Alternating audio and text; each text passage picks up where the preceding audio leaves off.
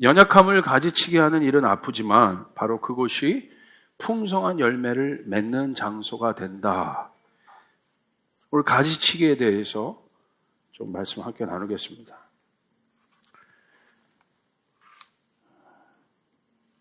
특별히 이 나인 프루 시리즈를 통해서는 우리 정체성에 대해서 더 깊이 보고 있어요. 열매에 집중도 하지만 열매를 맺는 나무에 대해서 집중하고 있습니다. 성경에서 우리 인간을 뭐라고 정의하고 있냐면 영적인 존재의 인간이라고 얘기하고 있습니다. 영적인 인간의 정의는 무엇입니까? 하나님 형상 닮았다는 거예요. 하나님은 누구세요? 하나님은 영이시라고 고백하고 있는 거예요. 그러므로 우리가 누구냐? 영적인 존재라는 거예요. 영적인 존재. 성경에서 영은 뭐라고 정의하고 있습니까? 로마서 8장 6절에 보시니까 육신의 생각은 사망이다. 그러나 영의 생각은 생명과 평안이다. 여러분의 삶 가운데 생명과 평안이 가득하길 주님의 이름으로 축복합니다. 기독교 신앙의 하이라이트는 그렇다면 무엇인가? 풍성한 열매를 맺는 일에 있습니다. 이게 하나님이 우리를 디자인하신 목적이에요. 풍성한 열매를 많이 맺는 것. 이것이 하나님이 교회를 통해서 보여주고 싶은 것이고 여러분을 통해서 또 여러분이 속한 영역을 통해서 여러분의 가정을 통해서 이루고 싶은 일이에요. 열매가 많아지는 것. 왜냐하면 기독교 신앙의 본질은 생명이기 때문에 그렇습니다. 열매는 무엇을 의미합니까? 생명을 의미해요. 죽은 나무가 열매를 맺을 수 없습니다. 모조품인 나무가 열매를 맺을 수 없어요. 열매를 맺고 있다는 건 뭐예요? 살아있다는 걸 뜻하는 거예요. 열매는 생명을 상징해요. 그러므로 내가 죽어 있다면 절대로 열매를 맺을 수 없어요. 내가 육이라면 열매를 맺을 수 없어요. 살아있어야 합니다.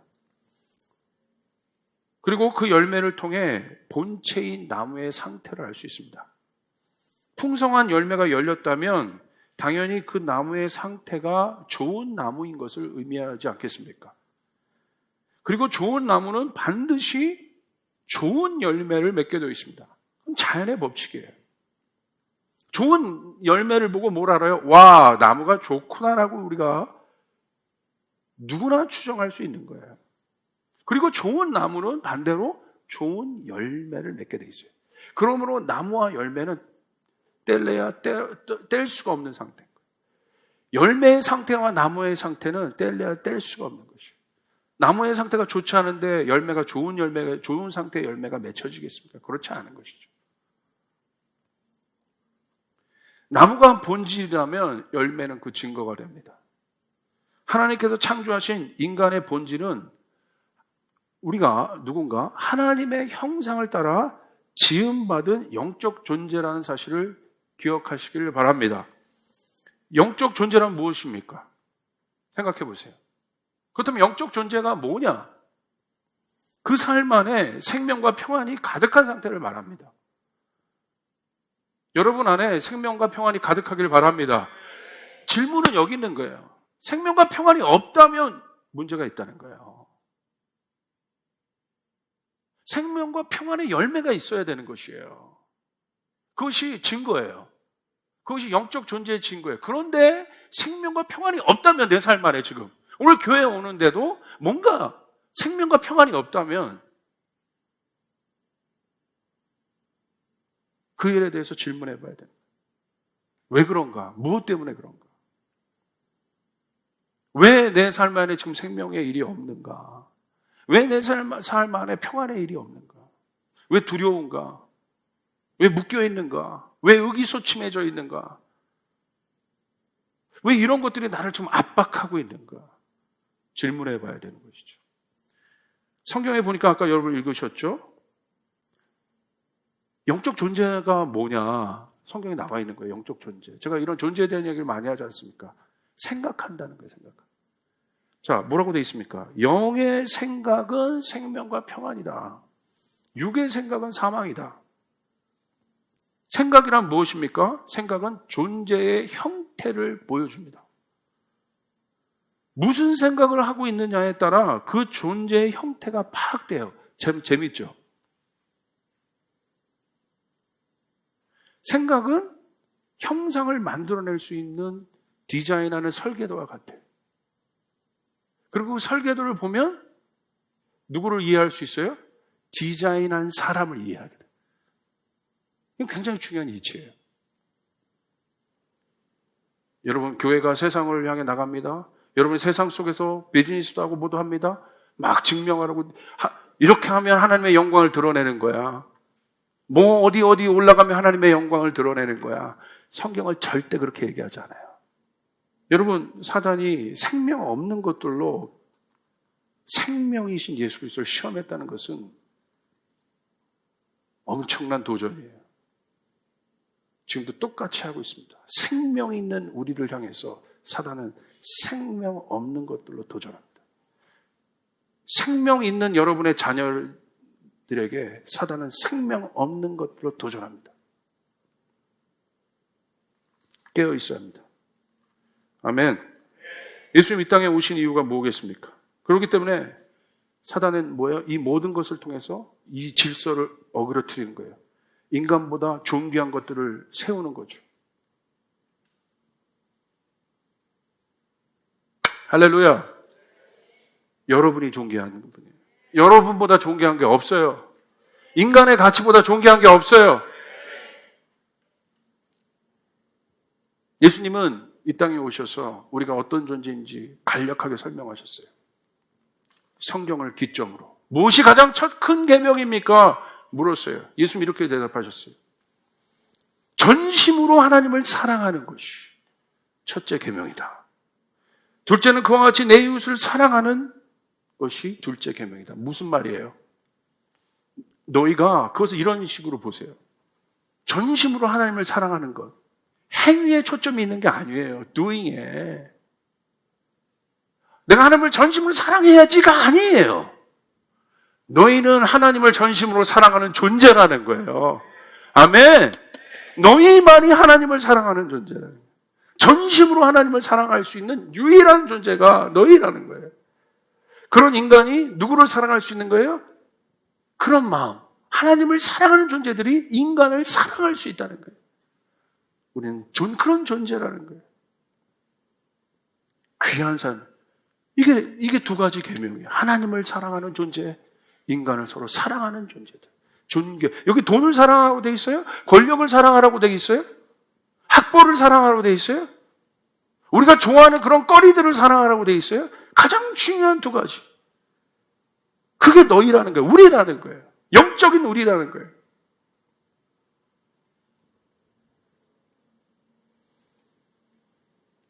그런 곳이 가득한 곳이 교회입니다. 그런 존재가 가득한. 천국 복음이란 무엇입니까? 마태복음 24장 14절에 기쁜 소식이에요. 기쁜 소식이 뭐예요? 여러분, 굿뉴스가 뭐예요? 여러분이 그런 존재라는 거예요. 아멘. 하나님을 사랑하는 존재고, 여러분 옆에 있는 내 이웃을 사랑하는 존재다. 가족 안에서 하나님 나라가 임하면 모두 가족 구성원 안에 천국 복음 뭐예요? 그것이 이 땅에 임했을 때 그곳에 하나님 나라가 되는 것. 그래서 하나님 나라에 눈물이 없어요? 열등감이 없어요? 고통이 없어요? 믿으십니까? 아멘. 눈물 없어질 것이에요. 고통 없어질 것이에요. 열등감 없어질 것입니다. 그것이 우리를 붙잡지 않아요. 이곳으로부터의 자유인 거예요. 그것이 하나님 나라예요. 오늘 내 안에 하나님 나라가 임했다는 것은 그것으로부터 자유하는 거예요. 가정에 하나님 나라가 임했다는 건 바로 그거예요. 가족 구성원에 대한 원망이 없어져요. 억울했다가 이거 어떻게 내가 이 억울함이 있지? 근데 갑자기 그 안에 하나님 나라가 임하면 바뀌는 거예요. 감사가 일어나요. 존재에 대한 깊은 감사가 나요. 더 이상 세상적 가치의 차별의 기준으로 자녀들이 있다고 한다면 부모님을 바라보잖아요. 내가 왜 이런 가정에서 태어났는가? 절대 원망하지 않아요. 하나님 나라가 임한 자녀들은 그저 감사할 뿐이에요. 여러분이 중요하신 분이에요. 믿으시면 아멘 합시다. 그렇다면 이제 결론을 맺습니다. 열매를 맺으려면 그럼 내가 그런 중요한 존재인지를 알았는데 열매를 맺으려면 뭐가 필요합니까? 오늘 성경은 이렇게 얘기하고 있습니다. 요한복음 15장 1절 2절 같이 있습니다. 시작.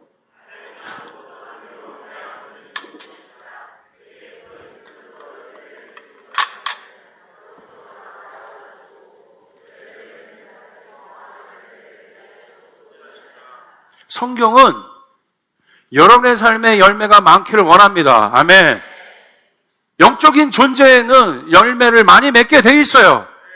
열매를 많이 맺으려면 뭐 해야 돼요? 가지치기 하라고 나와요. 뭐라고 돼 있습니까?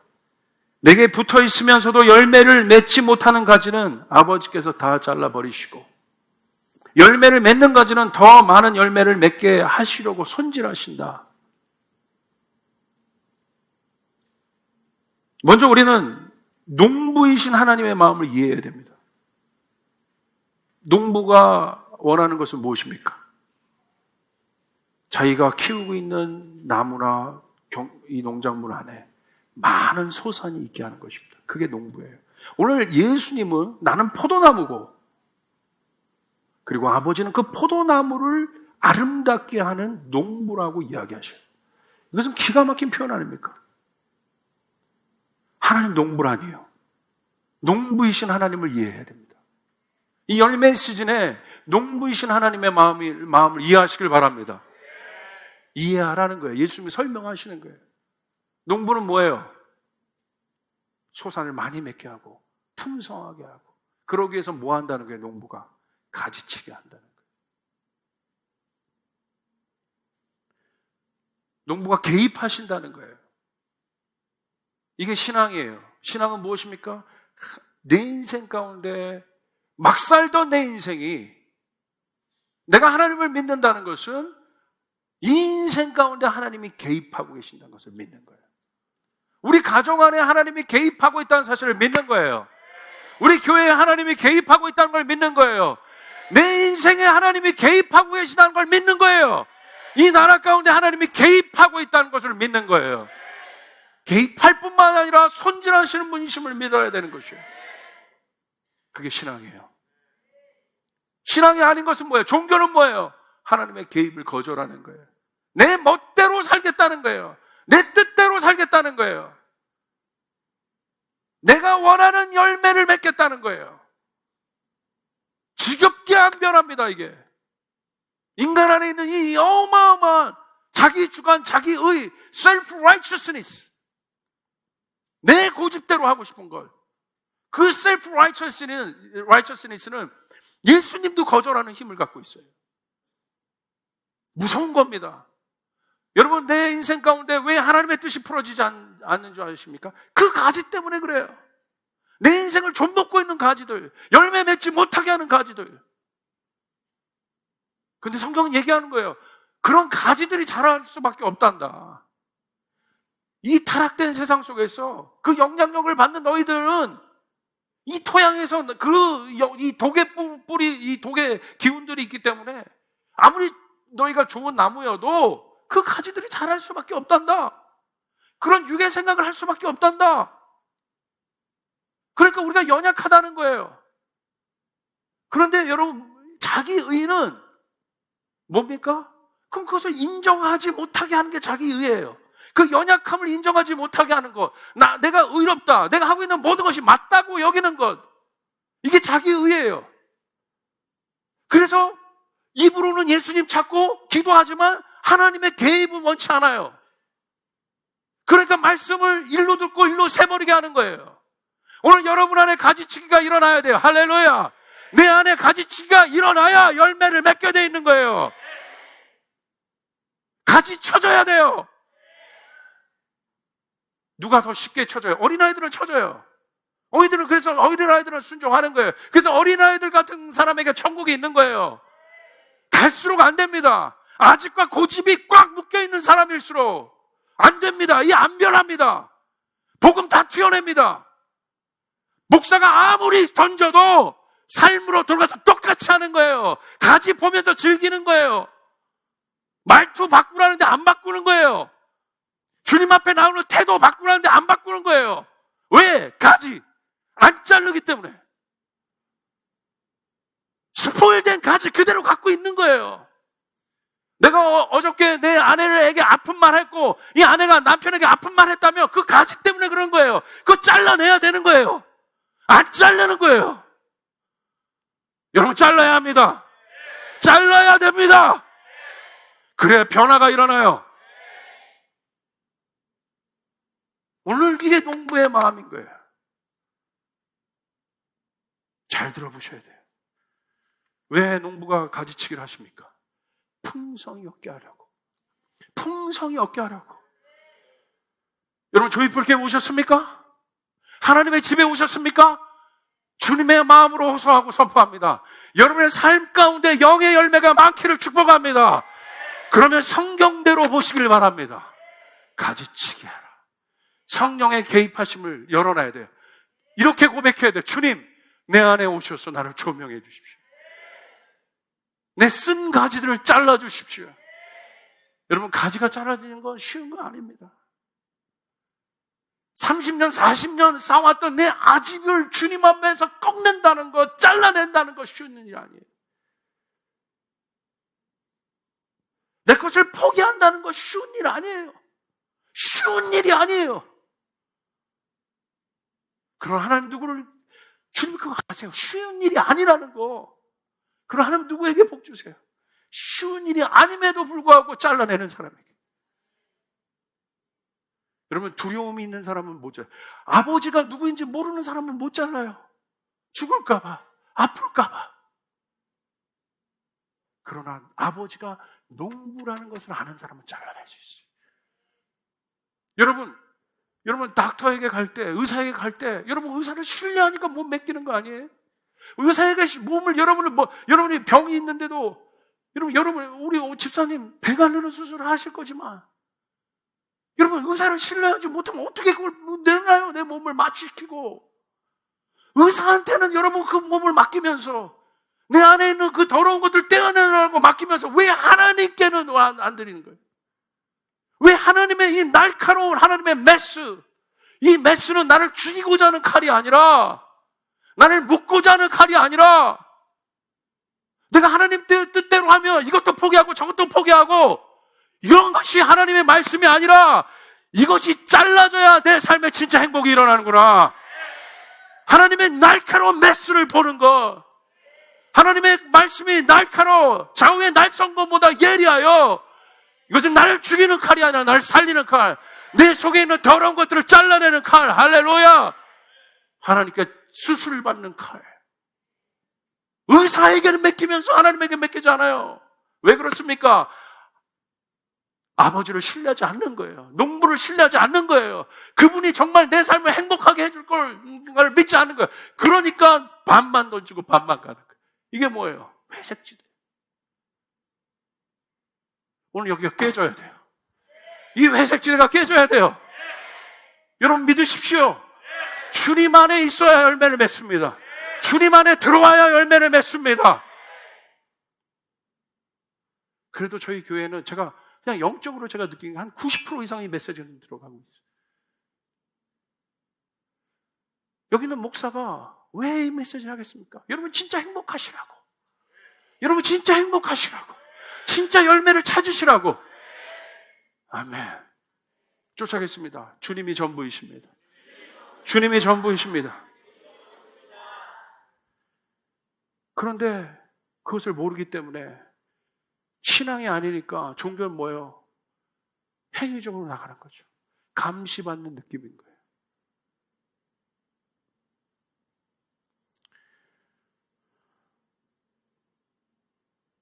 가지치기의 필요성 세 가지가 있을 것 같아요. 균형 잡힌 모양. 왜 가지치기 하는가? 가지치기를 하지 않으면 나무의 생김새가 예쁜 모양이 되지 않고 제멋대로 자랍니다. 나를 비교해 보세요. 나는 어떤 모양인가 지금. 내 나무는. 자연스럽지 못한 방향으로 자라나서 다른 가지에 방해가 되는 경우에는 반드시 제거합니다. 농부라면. 때때로 영양분이 쏠려 한쪽으로만 자라는 경우도 있는데 이런 경우는 무거운 쪽의 가지를 잘라주어 식물 전체의 무게균형을 맞춰야 합니다. 두 번째, 균형 잡힌 성장. 한 나무에서 난 가지라 해도 어떤 가지는 튼튼하게 자라고 어떤 가지는 약하게 자랍니다. 죽은 가지나 병든 가지는 잘라주어 나무가 상하는 것을 막아줘야 합니다. 반대로 튼튼한 가지를 잘라주어 약한 줄기에 영양이 골고루 가게 해주기도 합니다. 나무 한 그루가 전체적으로 균형 있게 자라는 것이 중요합니다. 세 번째, 더 좋은 열매를 위해 가지치기를 하지 않으면 불필요한 가지만 길게 자라 열매가 잘 열리지 않습니다. 가지치기는 불필요하고 쓸모없는 가지의 성장을 막아 열매의 영양분이 집중되도록 해줍니다. 사랑하는 여러분, 가지치기가 되어야 합니다. 왜 가지치기 하셔야 됩니까? 한 가지예요. 불필요한 에너지를 이제 그만 쓰라는 거예요. 그 쓴 가지가, 잘못된 가지가, 푸른하지 않은 가지가 모든 내 삶의 에너지를 다 빼요. 그래서 피곤한 거예요. 그래서 지치시는 거예요. 그래서 힘든 거예요. 그래서 고민이 많은 거예요. 왜? 에너지를 빼가고 있기 때문에. 여긴 열매 하나 없는데, 생명력 있는 열매 하나 맺지 않는데 이 쓴 가지가 다 빼먹는 거예요. 이게 잘라져야 돼. 그래서 제대로 된 가지 안에 열매가 맺힐 수 있도록.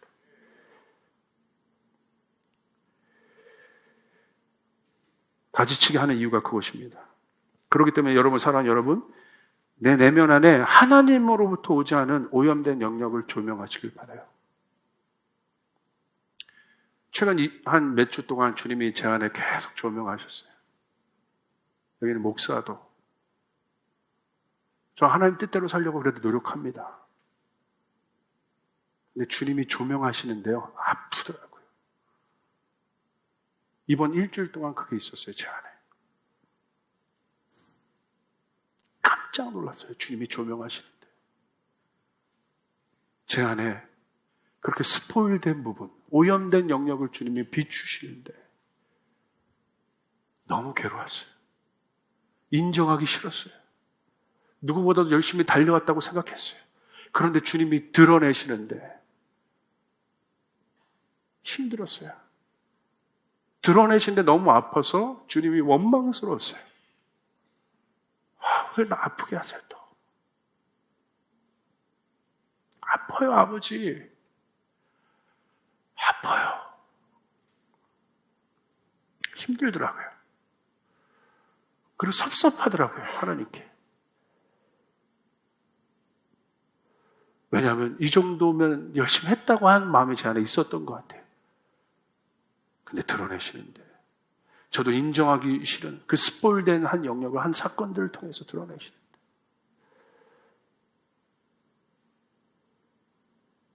제가 던졌던 메시지대로 살지 않고 있었던, 세상의 가치를 좋아하고 있었던 스포일된 나의 영역을 비추시는데 힘들었어요.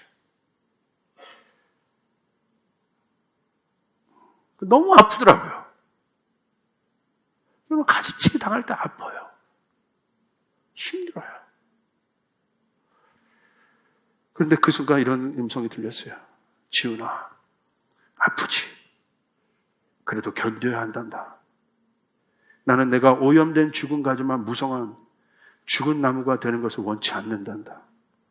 넌 원래 가장 존귀한 열매를 맺을 수 있는 귀한 나무임을 명심하렴. 너무 아파서 씨름하고 있는데 저희 아내랑 오뎅 먹고 있었어요. 그날 아침에 갑자기 주님이 조명하시더라고요. 그래서 계속 제가 어디를 막 이렇게 돌다가 산책을 하다가 계속 주님이 찌르시는데 막 거절하고 싶더라고요. 근데 주님이 자르길 원하시더라고요. 그래서 제가 제 안에 있었던 그 연약함을 오뎅 먹고 있는 아내에게 나눴어요. 근데 눈물 나는 거예요. 아픈데 눈물 나요. 왜? 제 안의 소망은 하나님 뜻대로 살고 싶고, 하나님 원대로 살고 싶고, 하나님이 나는 부족한데 나는 열매 맺을 수 없는 사람인데 아프지만 이걸 잘라내므를 통해 하나님 내 삶의 풍성한 열매를 맺고 싶어하는 아버지의 마음이 조명돼서 제 아내에게 그랬어요. 여보, 나 주님 뜻대로 살고 싶어. 그분이 원하는 열매를 맺고 싶어. 나 부족해. 잘라낼 건 너무 많아. 근데 주님이 말씀하시는데 너무 아프다.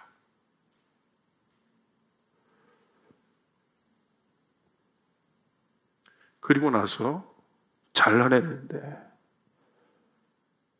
그곳에 주님의 영광의 임재가 임하는 것을 느낄 수 있었어요. 갑자기 제가 묶여 있었던 곳으로부터 자유함을 느꼈어요.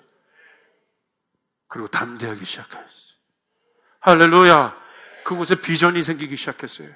그곳에 소망이 생기기 시작했어요. 아멘. 이것이 하나님의 비밀이었어요. 사랑하는 여러분,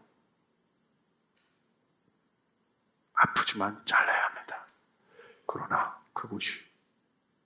그곳을 위해, 여러분의 잘라진 그 아픔을 위해서 그냥 상처 그대로 있는 것이 아니라 그것을 회복하고 치유하시기 위해 우리 예수 그리스도의 보혈의 피가 그곳에 덮여져 있으며, 그러므로 그 아픈 곳에 하나님의 영광의 임재가 임하게 된다는 사실. 이것이 비밀입니다. 가지치기 하는 것을 두려워하지 마십시오. 이제 직면하여 잘라내시길 바랍니다. 아멘. 결정하시면 되는 겁니다.